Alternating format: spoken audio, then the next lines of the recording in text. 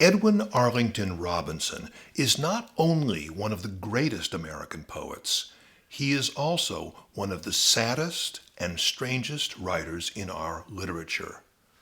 Robinson's life was a dark drama of poverty, alcoholism, and private suffering, which he faced with such artistic dedication that he eventually became the most respected poet of his generation, though at great personal cost. Critics still recognize Robinson's genius, but they don't know exactly what to do with him. He doesn't fit into standard histories of American literature. Robinson is the pivotal figure in our poetry between 19th century and 20th century literature, between American Romanticism and American modernism, but he fits into neither tradition. He seems simultaneously innovative and traditional. Robinson prefigures modernism without entirely losing the forms and accessibility of 19th century poetry. He wrote from a starkly modern point of view.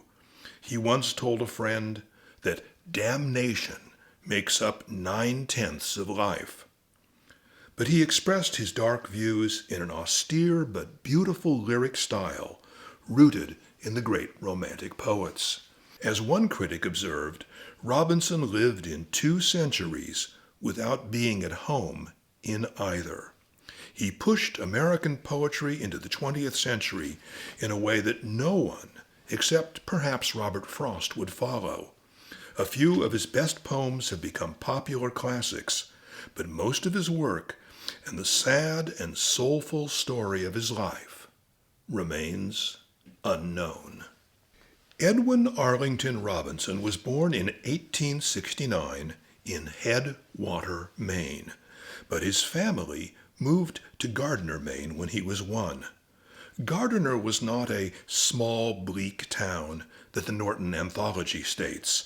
It was a prosperous commercial center of 6,000 people, including a substantial community of wealthy merchants.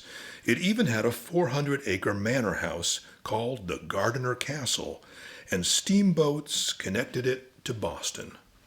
Robinson's childhood occurred at the height of the American Industrial Revolution, which had begun in New England, creating a tremendous boom in wealth and productivity that changed the world.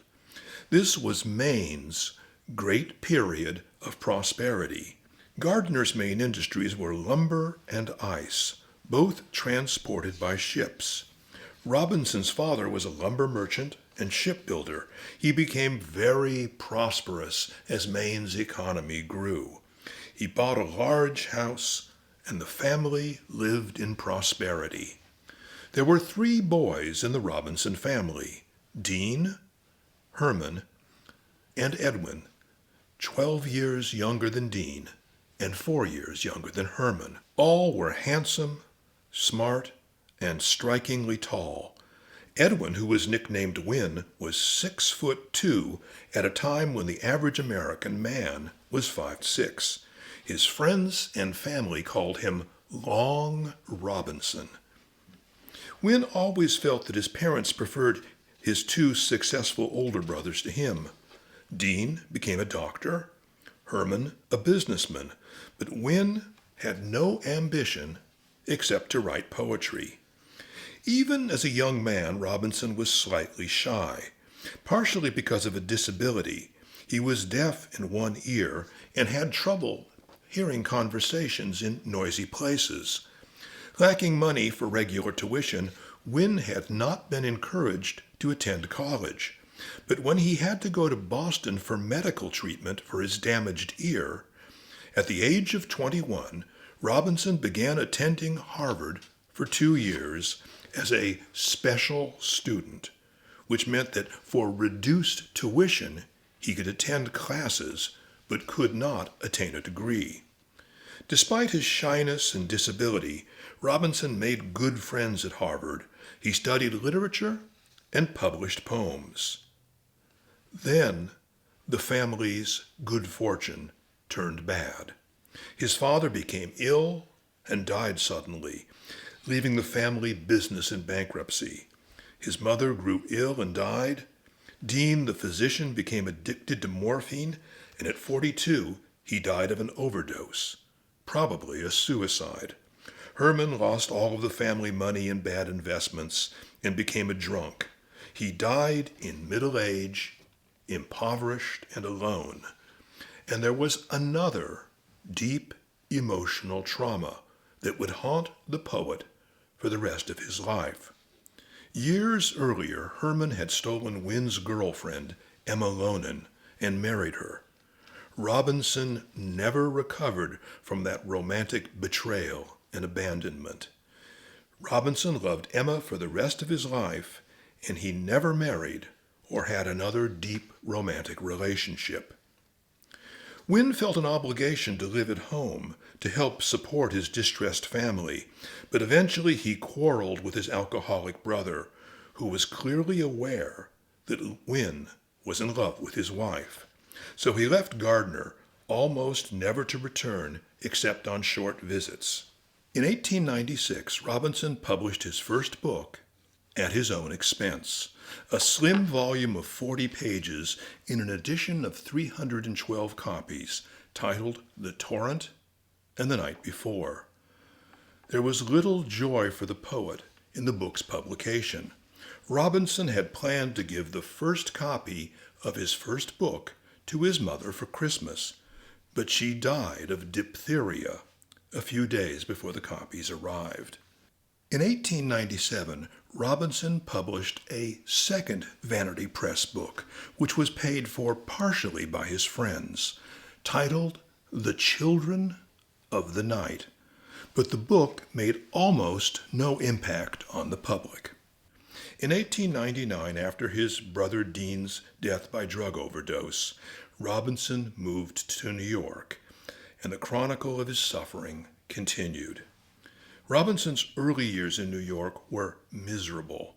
He lived in a cheap boarding house. He often didn't have enough to eat. He lived off a tiny bit of money from his father's will and handouts from his friends. He wrote that he couldn't publish his work. "My poetry is rat poison to editors," he commented. For 11 years, he didn't sell a single poem. Despite the discouragement, he never doubted his calling. Robinson started drinking heavily. "For 7 years, I had absolutely nothing but the bottle," he said. The bottle, that is, and the intoxication of poetry. Robinson's unfaltering dedication to poetry reveals his genuine but idiosyncratic spiritual life. Robinson did not believe in God, but his mind and character had been formed by Puritan New England. Puritans believed that God assigned each person a calling that they needed to follow for their own authenticity, despite any obstacles. For Robinson, that calling was poetry. His individual poems are rarely moralistic, but they are often bitter and dark tales of suffering. But he believed the art of poetry itself had a higher ethical purpose. "The purpose of poetry," he told a friend, "was to make a few of us understand our fellow creatures a little better." Almost everyone who met Robinson liked him. In New York, he got to know his fellow poets and writers. But the 1890s were a second-rate age for American poetry. It was mostly a period of sentimental romanticism.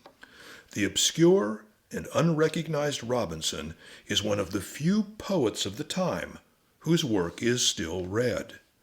In 1902, Robinson published a third book, Captain Craig, with Houghton Mifflin in Boston. It was his first commercial trade book, though it was partially subsidized by friends. In 1902, his small inheritance had been exhausted. He lived in absolute poverty, occasionally taking jobs to pay off debts, to eat, and of course to drink. Robinson found that he couldn't write while working, so he preferred to quit and go hungry until he was at the point of starvation. In 1903, he took a job that symbolized his sorry and sordid life. For 10 months, he worked as a time checker in the tunnels being dug for the New York subway. For 10 hours each day, at 20 cents an hour, he walked through the dark subterranean tunnels with a stopwatch. And then each night, he drank himself to oblivion. Robinson could not face the realities of his life. And who can blame him? He was 34 years old, living in poverty, an alcoholic from a family of alcoholics. His parents were dead. His oldest brother was dead. He was estranged from his other brother, who was a drunk. He was alone and unmarried, and still in love with his brother's wife. He had dedicated his life to writing poetry, but had been unable to sell a poem for over a decade.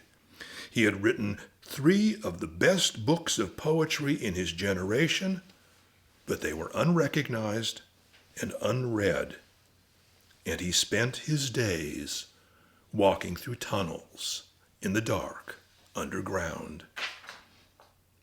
There now occurs one of the most remarkable episodes in the entire history of American literature. It begins at the Groton School, an exclusive boys' prep school in Connecticut. At Groton, there was a bright 13-year-old student named Kermit Roosevelt, one of the younger sons of the President of the United States, Theodore Roosevelt. Kermit's Latin and English teacher, Henry Howe Richards, who also coached crew, was from Gardiner, Maine. He read some of Robinson's poems in class and talked about the poet. Kermit liked the poems so much that he bought 2 copies of the book, one for his father and one for his mother. President Roosevelt read a book a day in English, German, or French, and he loved poetry, but he never got the book Kermit had sent him. Only in August 1904 did he see his wife looking at a book of poems from their son.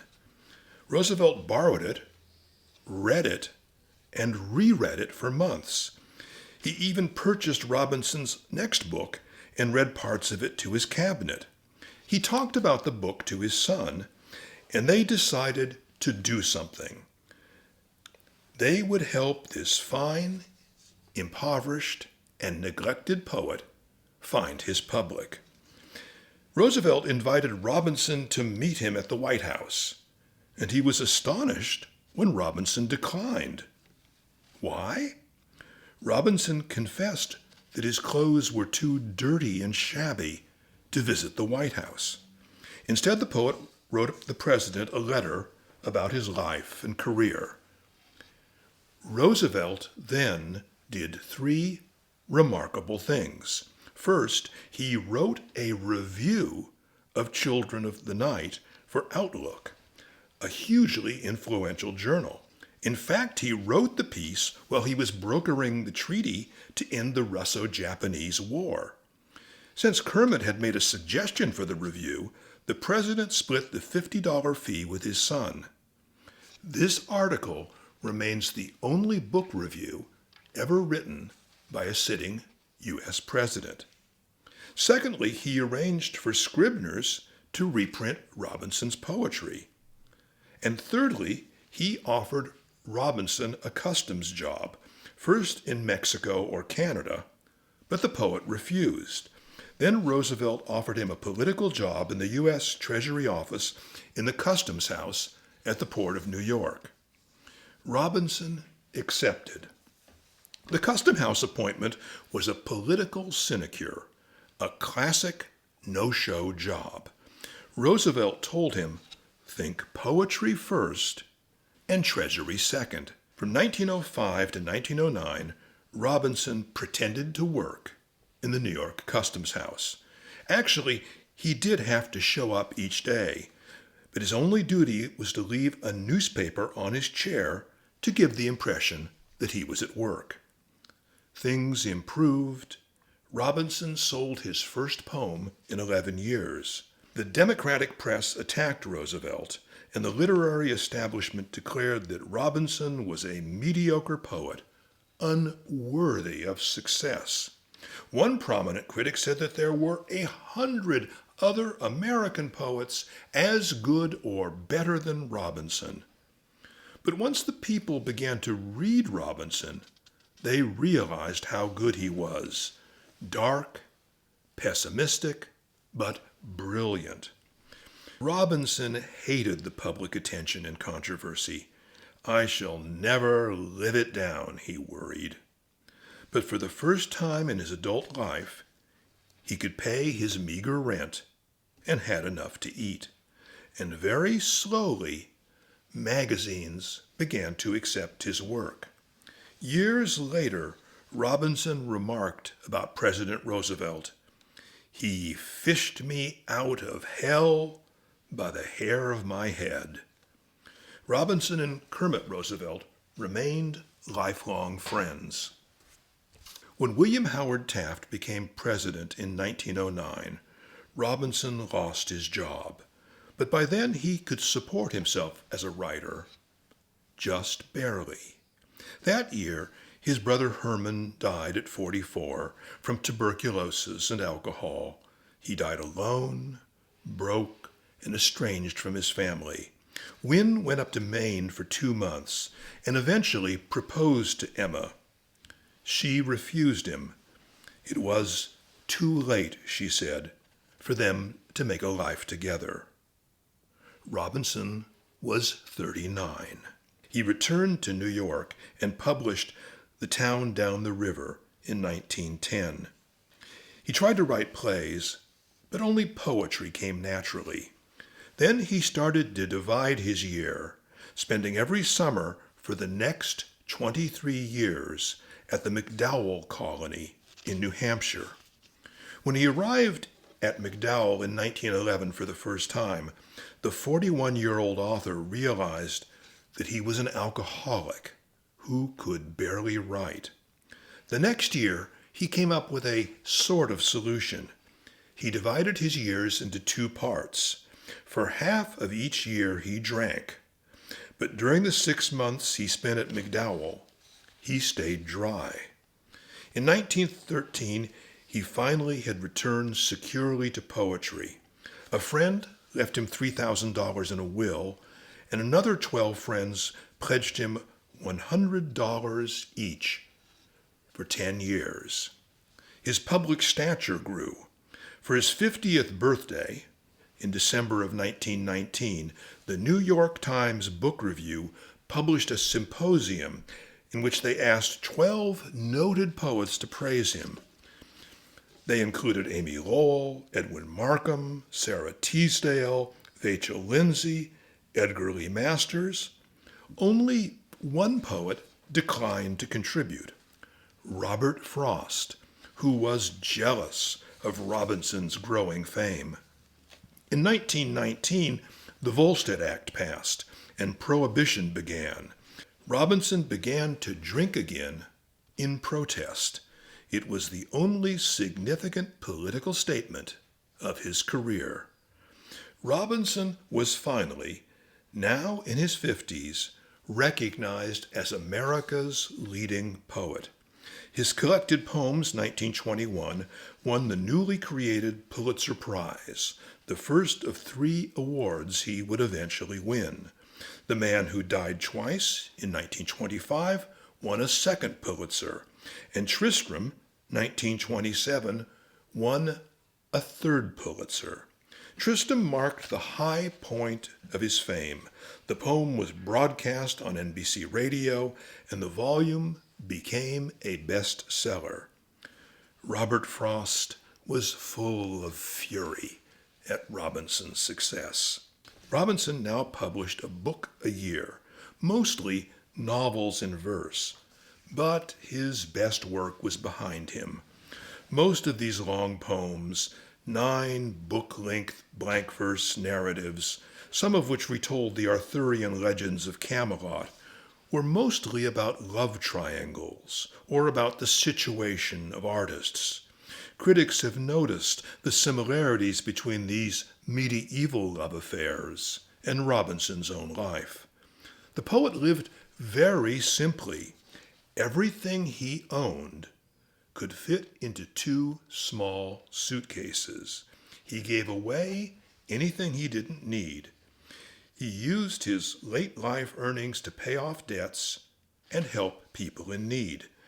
In 1935, at the age of 65, Robinson was diagnosed with pancreatic cancer. He died just after correcting the proofs of his last book, King Jasper. Robert Frost, who had jealously declined to contribute to the New York Times symposium, could now admit how much he owed the elder poet.